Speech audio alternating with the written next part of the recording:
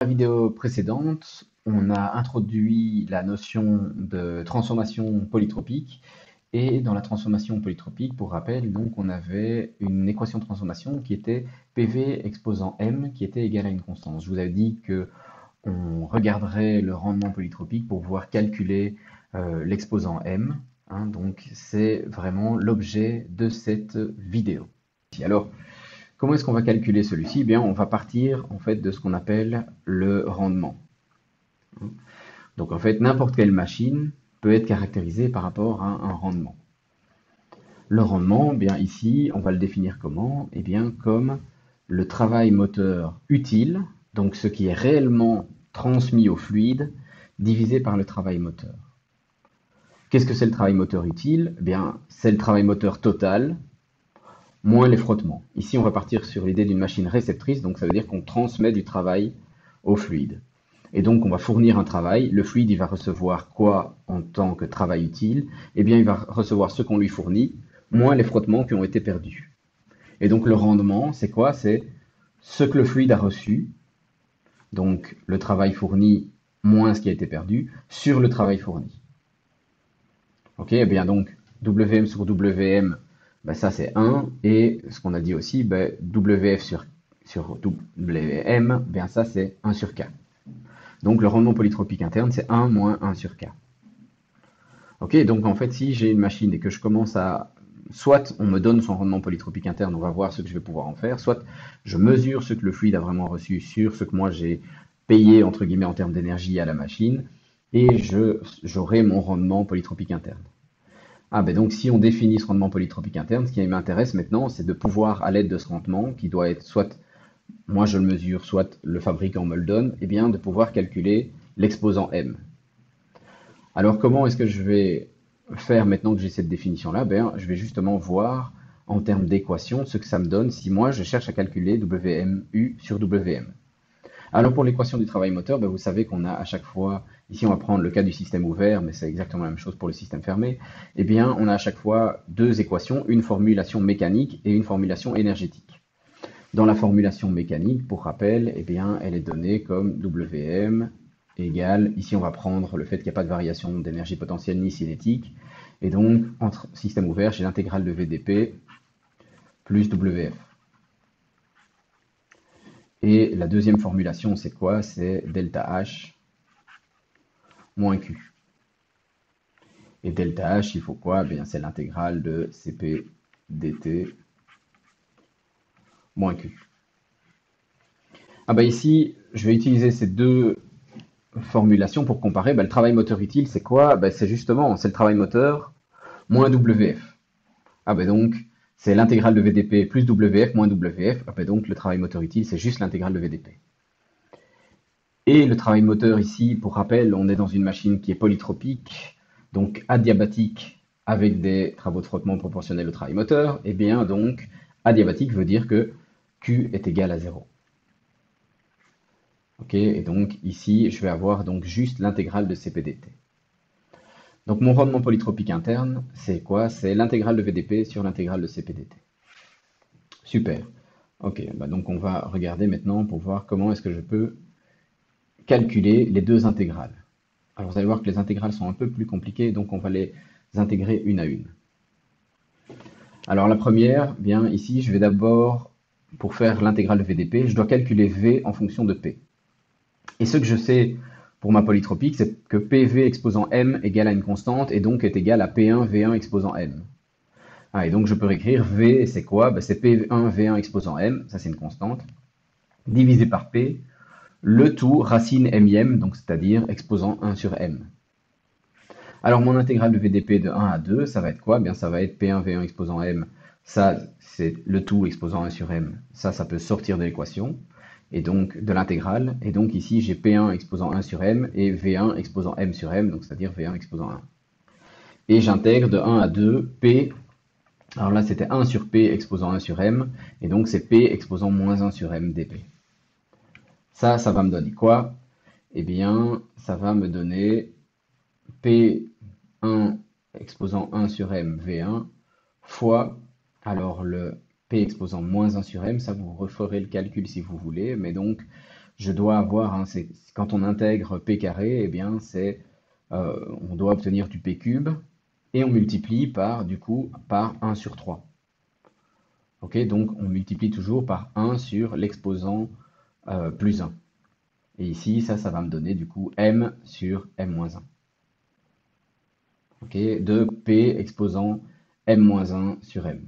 m-1, ça c'est parce que quand on intègre p carré, on passe à p3, parce qu'en fait on fait plus 1 sur l'exposant. Et ici, si vous faites p exposant moins 1 sur m plus 1, ça va être égal à p exposant moins 1 sur m plus m sur m. Ça c'est ce que vaut 1. Et donc c'est égal à p exposant moins 1 plus m sur m. Et donc ça, hop, je peux le réécrire comme p exposant m moins 1 sur m. Ok, alors ici, donc, ce que je vais faire, c'est, je le prends donc en 2 points, en 1 et 2. Et ce que je fais après, eh bien, c'est que je vais mettre en évidence, en fait, ce, ici, P1 exposant M-1 sur M. Ce qui me fait qu'ici, j'ai P2 sur P1 exposant M-1 sur M. Et là, je sors donc de la parenthèse un P exposant M sur M, enfin M-1 sur M. Mais donc M sur M, ça pour rappel, c'est 1 moins 1 sur M. Mais là, ici, j'ai un 1 sur M qui apparaît. Et donc là, ce qui va me rester, c'est P1 exposant M sur M.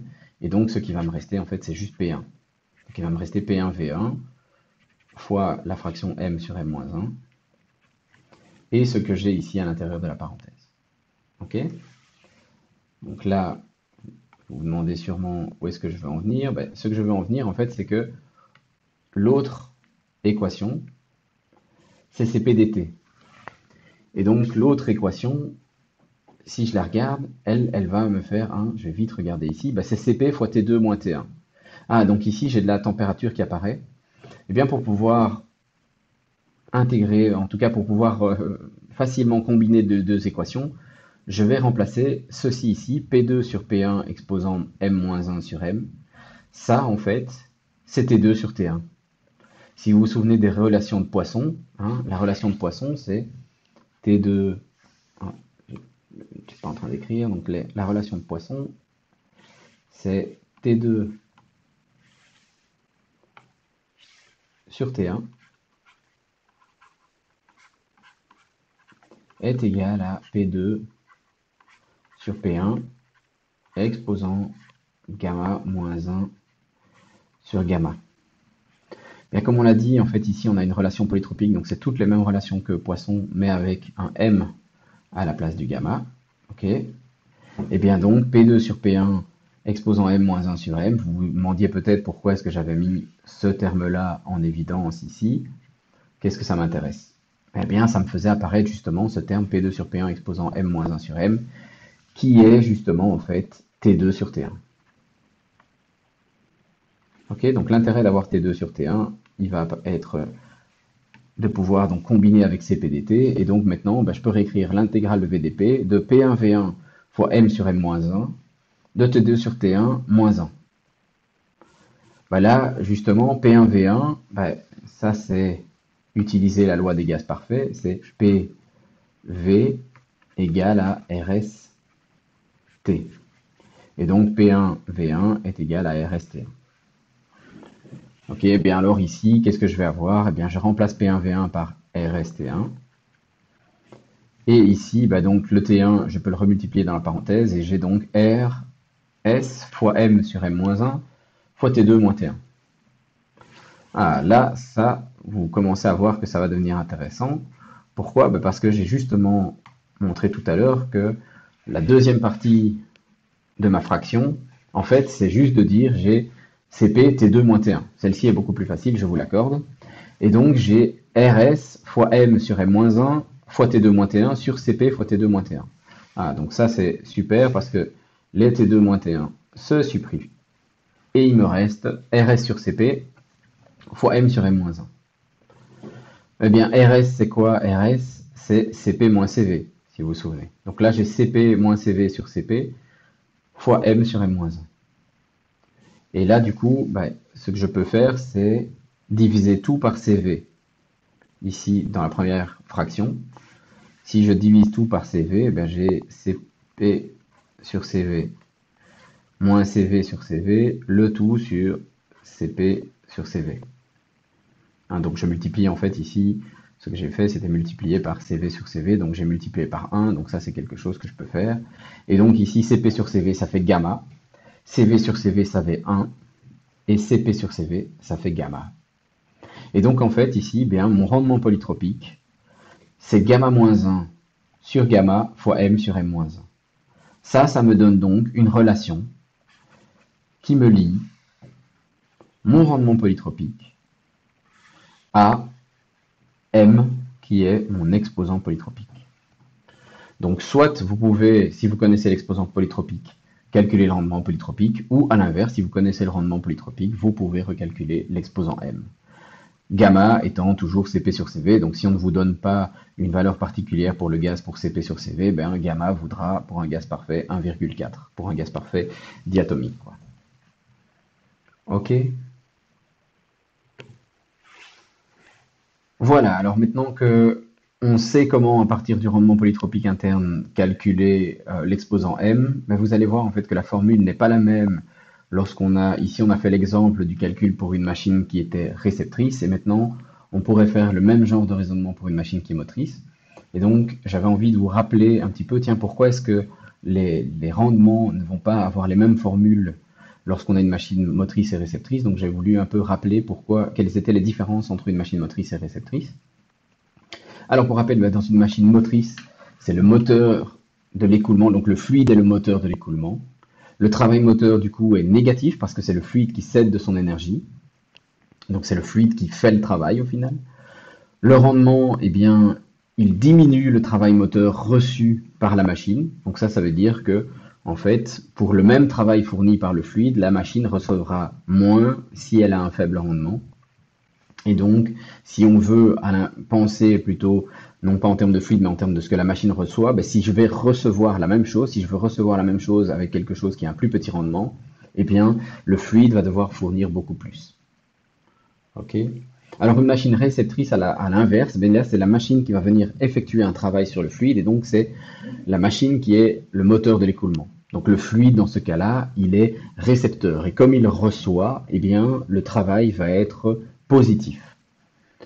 Ici, on a donc un rendement qui va diminuer ce qui est reçu par le fluide. Donc ça veut dire que le fluide, si le rendement il est petit, il va recevoir moins pour le même travail fourni à la machine. Et si je veux, à l'inverse, que ce soit le fluide qui reçoive toujours la même chose, plus le rendement est petit, plus je vais devoir fournir du travail.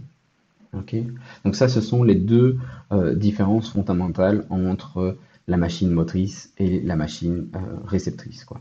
Donc c'est vraiment le fluide qui est moteur de l'écoulement ou le fluide qui est récepteur dans la machine. Alors maintenant qu'on a clarifié ça, on peut parler d'un autre type de rendement, qui est le rendement isentropique. Ce rendement isentropique, lui, ici du coup, comme on a fait tout à l'heure le rendement polytropique pour une machine réceptrice, on va le considérer pour une machine ici qui est réceptrice également. Alors dans une machine réceptrice, parce que c'est un peu ça aussi qu'il faut regarder, par exemple, on fera la comparaison plus tard, en fait, vraiment le rendement polytropique ou isentropique, ils sont inversés dans le sens où un rendement est toujours plus petit que 1 et c'est toujours le plus petit travail. Et dans une machine réceptrice, le plus petit travail, c'est ce que le fluide va recevoir. Donc c'est Wm isentropique sur Wm. Pourquoi? En fait, parce que ici, dans un rendement isentropique, il est défini comme le travail idéal d'une isentropique divisé par le travail moteur réel. Ok, alors dans une polytropique, ce qu'on a, c'est le travail utile, donc ce qui est vraiment reçu, divisé par le travail moteur, et forcément ce qui est reçu est plus petit que le travail moteur qui est donné, alors que dans une machine qui, là, est motrice, on va avoir le fluide qui fait un grand travail utile, et par contre, la machine va recevoir moins, parce que la machine, elle va recevoir le travail utile, moins les frottements. Okay. Il va y avoir cette partie de frottement qui va être retirée. Ici, c'est la même chose. Quel est le plus petit travail, en fait, pour pouvoir donner du travail au fluide? Le plus petit travail, c'est l'isentropique, qui est idéal. Alors que le travail réel, lui, il va faire en même temps le travail isentropique, plus les pertes du fait que ce travail-ci n'est pas isentropique, quoi. Ok, et donc ici, donc le rendement isentropique, c'est WMS sur WM. Alors là, ça permet en fait de comparer un travail idéal par rapport, donc idéal isentropique par rapport au travail moteur réellement fourni. C'est un peu différent, on reviendra là-dessus plus en détail, que le rendement polytropique, qui lui compare ce qui a vraiment été utile par rapport au travail total. Hein. Donc on dit, tiens, qu'est-ce qui a vraiment été utile au fluide par rapport au travail total, alors que dans le rendement isentropique, on regarde, tiens, qu'est-ce qui serait passé si j'avais une transformation parfaite par rapport à la transformation que moi j'ai faite.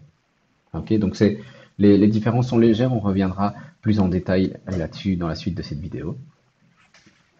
Alors, ici, eh bien, je vous redonne justement ce que je vous ai dit. Tiens, dans une machine qui est motrice, le fait que là, eh bien, le rendement est inverse, donc c'est-à-dire que c'est pour une machine, un rendement isentropique, c'est WM sur WM isentropique, et le rendement polytropique, c'est WM sur WU. Ok, parce que, en fait, vous pourriez voir ça comme une espèce de transaction financière, en fait. Si vous dites, tiens, je travaille, j'ai une transaction financière et à chaque fois j'ai une taxe. Hein, donc la transaction financière, c'est le travail moteur que j'essaie d'effectuer. La taxe, ce sont les frottements. Eh bien, si quelqu'un, en fait, veut vous donner 100 euros et qu'il y a une taxe dessus, eh bien, vous allez recevoir 95. Hein, donc, dans le cas de dire j'ai une transformation et moi je suis récepteur, eh bien, à ce moment-là, vous allez dire bah, la personne me donne 100 euros et il y a 5% de frottement et moi je reçois du coup 95. À l'inverse, ben, si vous voulez dire, tiens, la personne maintenant, c'est moi qui suis le moteur de la transaction, eh bien, si c'est moi le moteur de la transaction et qu'il y a une taxe de 5%, eh bien, si je veux que la personne ait ses 100 euros, eh bien, moi, je vais devoir faire un travail de 105, du coup. C'est moi qui, à ce moment-là, vais payer la taxe et qui vais payer les frottements. Et donc, c'est pour ça que les rendements sont inversés, parce que une fois les frottements, ils sont payés par la personne qui va vous céder, en fait, de l'énergie, et puis l'autre fois, c'est vous qui allez payer ces frottements. Donc, c'est le fluide qui, de temps en temps, va payer les frottements ou de temps en temps va les subir. Enfin, subir la perte de frottement. OK? Alors, on va essayer de regarder ça un peu graphiquement, peut-être, justement pour comparer vraiment la différence entre rendement isentropique, polytropique, etc. Alors ici, ben, je vais prendre l'exemple d'une compression polytropique.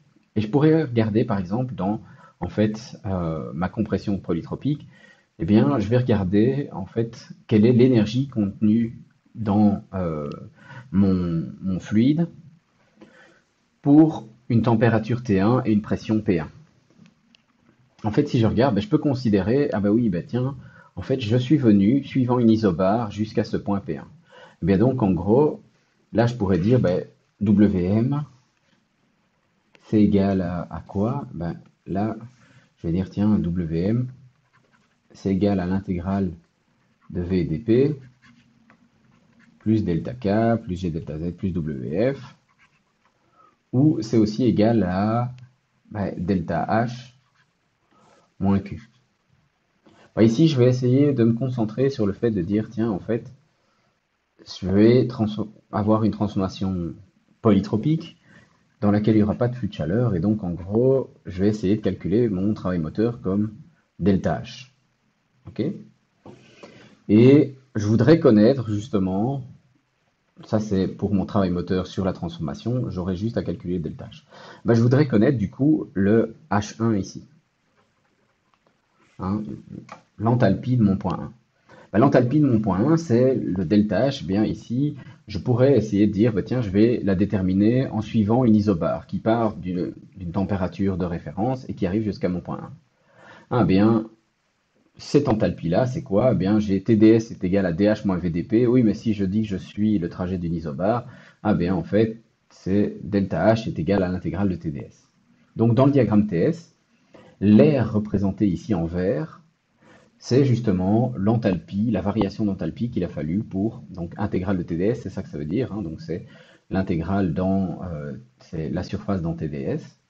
Ah ben donc, ici, je vais pouvoir ici avoir en vert une représentation graphique de l'énergie qu'il a fallu pour amener ici pour être à mon point 1. Ok? Bah, je peux faire la même chose pour le point 2. Et là, je vais avoir l'espèce de grand triangle. Ici, vous voyez, ce sont des axes qui sont coupés, hein. Donc, il faut imaginer dans votre tête qu'ils sont prolongés jusqu'à un point de référence. Et donc, l'espèce de triangle ici rouge, ça, c'est ce qu'il m'a fallu pour aller jusqu'à mon point 2. OK? Et donc, le delta H entre 2 et 1, bah, ça, c'est ce que je vais prendre le rouge moins le vert. Et il va me rester ceci ici. OK, vous imaginez à nouveau que ça se prolonge pendant très très loin. Ah, et est-ce que j'aurais un moyen ici pour représenter, donc là c'est une représentation graphique du travail moteur qui est fait lors de cette compression.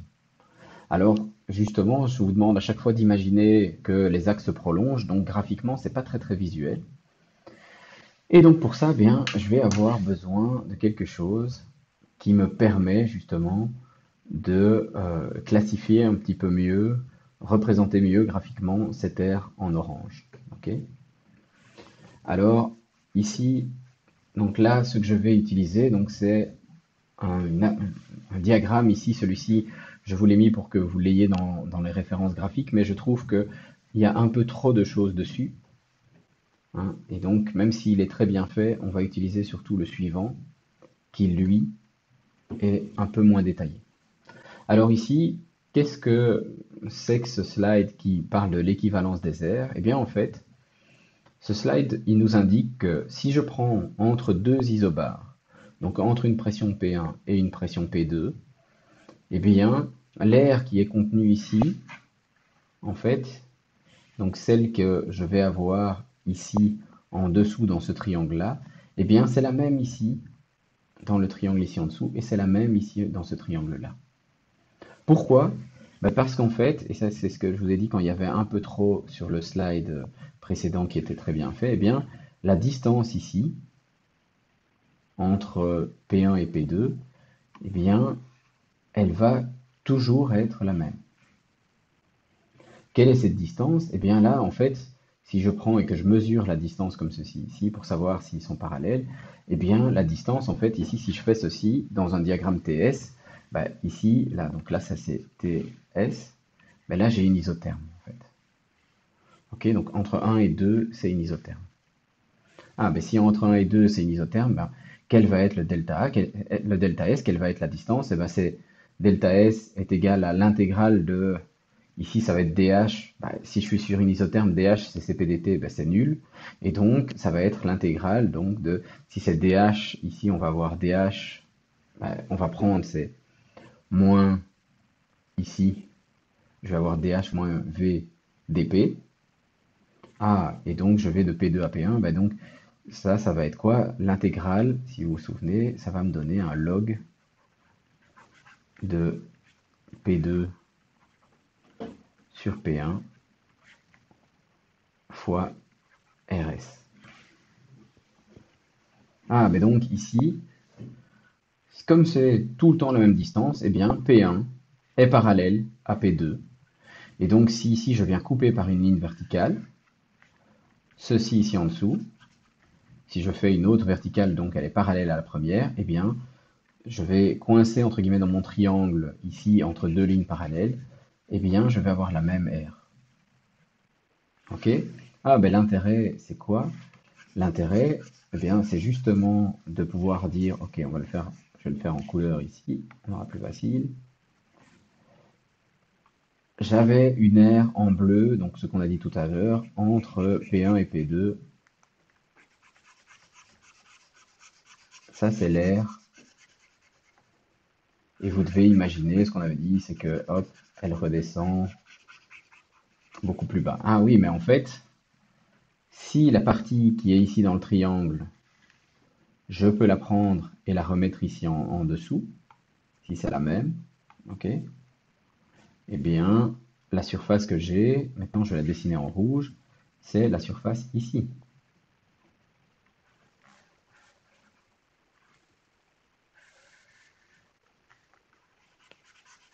Ok, vous voyez, donc on prend le triangle qui est à gauche et on vient le remettre à droite. Et vu que ce sont les mêmes, eh bien maintenant on va former un rectangle. Ok? Alors ça marche aussi, ça c'est pour les isobars, mais si vous voulez, vous pouvez voir que ça marche exactement de la même manière pour les isocores, hein, où là, entre deux isocores, ce que j'aurai, c'est plus log de P2 sur P1, mais ce sera log de V2 sur V1.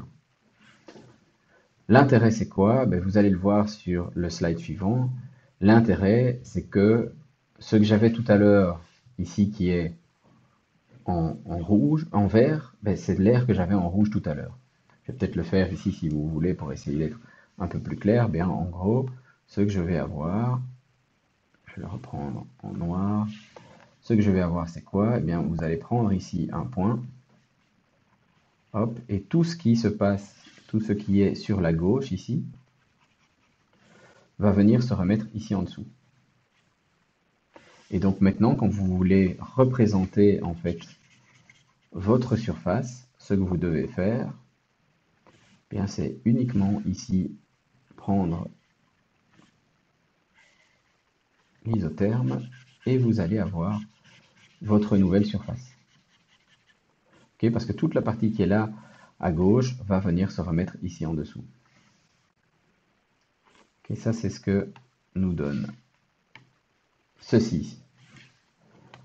Hein, donc on voit bien ici qu'en fait maintenant ma transformation de 1 à 2S, elle est représentée par la surface en vert ici.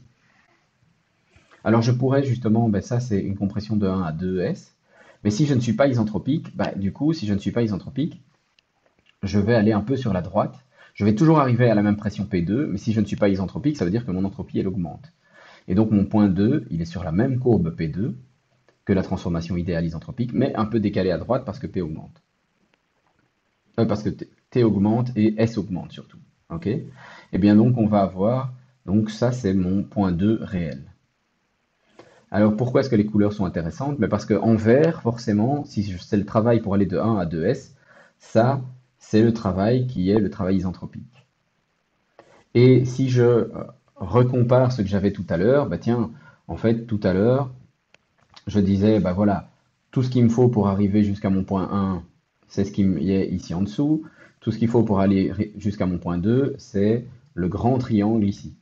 Ok, donc si je regarde le travail total, ben, c'est le vert plus le mauve plus le rouge. Ok, eh bien cette partie rouge, par contre, qu'est-ce que c'est? Ben, en fait, cette partie rouge, c'est du frottement. Parce qu'en fait, ça n'a pas été transmis au fluide pour aller de 1 à 2. Ça, c'est quelque chose qui a été payé par la machine, mais qui ne m'a pas servi, en fait, à réellement transformer mon fluide pour aller jusque 2. Donc, l'isentropique, c'est en vert. Le frottement est en rouge. Eh bien, le travail réel, donc le travail utile, c'est quoi? C'est la surface verte plus la surface rose.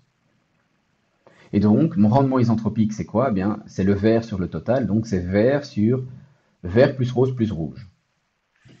Le rendement polytropique, lui, qu'est-ce que c'est? Eh bien, le rendement polytropique, lui, c'est le vert plus le rose sur vert plus rose plus rouge. Ok, donc en gros, quelle est la différence entre les deux rendements? Ben, l'isentropique, lui, va comparer vraiment une transformation qui est idéale et qui n'existe pas. Et la polytropique, lui, va comparer une transformation réelle, mais regarder juste ce qui est utile. Et dans la partie utile, en fait, on va devoir faire un peu plus de travail que la solution réellement idéale. Pourquoi? Ben parce que, en fait, quand on a une transformation qui est réelle, une compression réelle, sa température, comme il y a eu des frottements, elle sera un peu plus élevée, en fait, que dans la situation isentropique. Alors vous allez me dire, oui, mais du coup, il y a quand même plus d'énergie qui est transmise. Oui, il y a plus d'énergie qui va être transmise, vu qu'on arrive avec un fluide qui a température plus élevée, mais si votre intérêt, c'est d'avoir, par exemple, de l'air comprimé à 10 bars, ben, vous vous moquez qu'il soit un peu plus chaud ou pas. Et surtout, cette partie supplémentaire, elle va être transmise avec des frottements et donc de manière moins efficace que la transformation isentropique. Donc la conclusion intéressante, bien aussi, c'est de se dire, ben, tiens, pour une machine qui est réceptrice, ben, le rendement polytropique interne, il sera toujours plus grand que le rendement isentropique. Pourquoi? Ben, parce que ce sera toujours vert plus rose sur le total et de l'autre côté, ce sera juste vert. Et donc, comme il y a ce plus rose, eh bien, le rendement polytropique interne est toujours plus élevé que le rendement isentropique.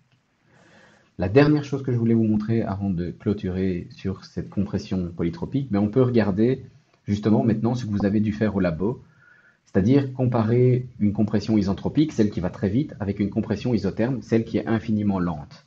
Du coup, on peut repartir maintenant que on a vu le diagramme TS, on peut repartir avec une représentation. Donc ici, j'ai une première isobare en 1, qui est à une pression P1, et je veux aller vers une isobare qui termine à une pression P2. Eh bien, qu'est-ce que je vais faire pour aller de 1 à 2? Ben là, en orange, je vous ai mis une transformation qui était une transformation classique, qui n'est pas isentropique parce que donc c'est plutôt la polytropique qui est en orange. L'isentropique, c'est vrai que le titre dit isentropique versus isotherme. Ici, je représente surtout la polytropique versus isotherme. Et donc ici, ce que je peux faire, c'est vous dessiner vite fait l'isentropique. L'isentropique, elle va arriver plus ou moins là, donc en 2S. Et donc le travail qu'on a, c'est le travail en rouge ligné pour la polytropique. Ici, on aurait quelque chose comme ceci ici pour l'isentropique. Et on voit en fait que l'isotherme, elle a l'air qui est en bleu. Et donc l'isotherme, elle fait un travail qui est plus petit. Ah, ça c'est assez surprenant. Mais pourquoi est-ce que l'isotherme fait un travail qui est plus petit? Parce qu'en fait, on le verra par la suite, mais c'est le travail dans le TS, c'est T et DS, et donc plus T est élevé, plus pour le même DS. Donc si je dis, ok, T vaut 20 degrés Celsius, ça fait à peu près 300 Kelvin, je vais avoir 300 Kelvin fois, admettons, un DS de 0,1. Si je suis à 500 Kelvin, parce que quand je comprime, le gaz chauffe, je vais avoir 500 fois 0,1. Donc pour la même variation d'entropie, je vais avoir un TDS, un travail qui est beaucoup plus élevé. Or, on sait justement que pour passer d'une pression P1 à une pression P2, c'est toujours la même variation d'entropie. Entre guillemets, si je reste sur une isotherme, j'ai toujours le delta S ici qui va être le même. Pourquoi? Parce que ce que je vais avoir ici, c'est toujours la même distance entre P1 et P2. Donc si j'exagérais sur des tout petits DS, etc., plus le T est élevé, plus je vais avoir un travail qui est important. Alors vous regardez ici forcément, vu que j'ai quelque chose ici, comme j'augmente en pression et que je garde la même température, j'ai même mon DS qui, en fait, je vais avoir une transformation où l'entropie diminue. Ça c'est parce que pour être isotherme, comme je vous l'ai dit, je suis tout le temps en train de relarguer de la chaleur. Et donc, comme je relargue de la chaleur, j'ai mon entropie qui diminue. Alors, pourquoi est-ce que ici entre P1 et P2, j'ai beaucoup de lignes intermédiaires? Parce que je vous ai dit que l'isotherme, c'était quelque chose d'idéal et qu'on n'arriverait jamais à l'atteindre. Mais ce qui peut être proposé de faire, c'est je fais d'abord une petite partie de compression et puis je refroidis. Et puis je fais une compression, je refroidis. Ça, c'est ce que vous avez dû faire au labo. Et en fait, faire ce type de transformation est plus intéressant que de faire la transformation en une fois. Alors, il faut savoir que ça existe justement dans la pratique parce qu'on va avoir ce qu'on appelle du coup des compresseurs multi-étagés.